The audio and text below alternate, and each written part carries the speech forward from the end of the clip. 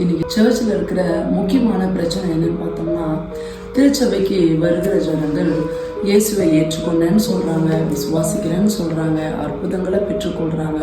ஆனாலும் ஞானஸ்தானத்தை எடுங்கன்னு சொல்லிட்டு அவங்க பின்னாடியே ஊழியக்காரங்க அலைகிறதை பார்க்கிறோம். இன்னைக்கு சர்ச்சுக்கு புதுசா ஆண்டவர் அறியாம வராங்க. வரும்பொழுது பல விதமான பிரச்சனைகள் போராட்டத்தோட வராங்க. அற்புதங்கள் நடக்கிறது. அவர்களும் சொல்றாங்க, நாங்க இயேசுவை நம்புறோம், விசுவாசிக்கிறோம். ஆனா ஏன் சர்ச்சுக்கு வரவங்கலாம் ஞானஸ்தானத்தை எடுன்னு ஏன் சொல்லணும்? ஆனா இந்த அப்போஸ்தலர் புஸ்தகத்துல பாருங்க, ரீக்கர் போறாரு, கர்த்தரோட வார்த்தையை சொல்லிட்டே இருக்காரு, ஆவியாளர் இறங்குறாரு, உடனே அவங்களுக்கு ஞானஸ்தானம் தராங்க. 3000 பேர் கேட்கறாங்க, விசுவாசிக்கிறாங்க, உடனே ஞானஸ்தானம் பெற்றுக்கொள்றாங்க. 5000 பேர் கேட்கறாங்க, ஞானஸ்தானம் எடுக்கிறாங்க. ஆனா அந்த ஒரு காரியம் இன்னைக்கு ஏன் சபைக்குள்ள நடக்க மாட்டிருக்கு? ஏன் ஜனங்க இப்படி இவ்வளோ கடின இருதயத்தோட இருக்கிறாங்கன்னு சொல்லிட்டு நான் யோசிச்சுட்டு இருக்கும் பொழுது எனக்குள்ள ஆவியான உணர்த்தின ஒரு காரியம் என்னன்னு கேட்டோம்னா, ரோமர் புஸ்தகத்துல இருக்கு பாருங்களேன், 10ஆம் அதிகாரம் 9ஆம் வசனம். கர்த்தராகிய இயேசு கிறிஸ்துவை நீ உன் வாயினாலே அறிக்கையிட்டு தேவன் அவரை மரித்தோரிலிருந்து எழுப்பினார் என்று உன் இருதயத்திலே விசுவாசித்தால் ரட்சிக்கப்படுவாய். இன்னைக்கு இதுதான் உண்மை. சபைக்கு வந்தாலும் விசுவாசம் இல்லை.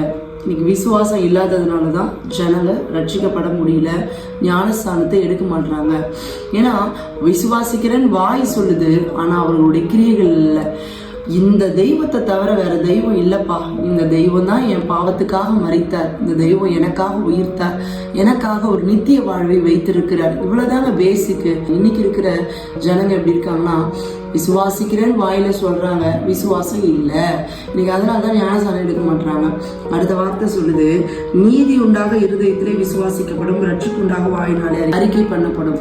இன்னைக்கு ஞானஸ்தானம் எடுக்காதவங்களா நீங்க இருந்தீங்கன்னா நான் பேசுகிறத கவனமா கேளுங்க. உங்களுக்கு தெரிந்தவங்க யாராவது இருக்குன்னா, நீ வாயினால சொல்லியும் கிரியைகளில அவைகளை வெளிப்படுத்தாம நீ போயிட்டனா, அதாவது ஞானஸ்தானம் எடுக்காம போயிட்டனா, நமக்கு அது பாவமா இருக்கும். ஏன்னா இயேசுவை விசுவாசித்து ஏற்றுக்கொண்ட பிறகு முதல் காரியம் நம்ம ஞானஸ்தானம் எடுக்கணும். ஸோ ஞானஸ்தானத்தை டிலே பண்ணாதீங்க. அதற்கு பிறகு மிகப்பெரிய ஆசீர்வாதங்கள்லாம் கர்த்தர் உங்களுக்கு வைத்திருக்கிறார்.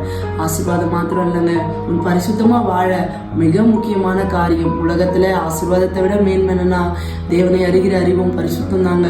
அதனால தயவு செய்து ஞானஸ்தானத்தை தள்ளி போடாதீங்க. ஞானஸ்தானம் எடுங்க.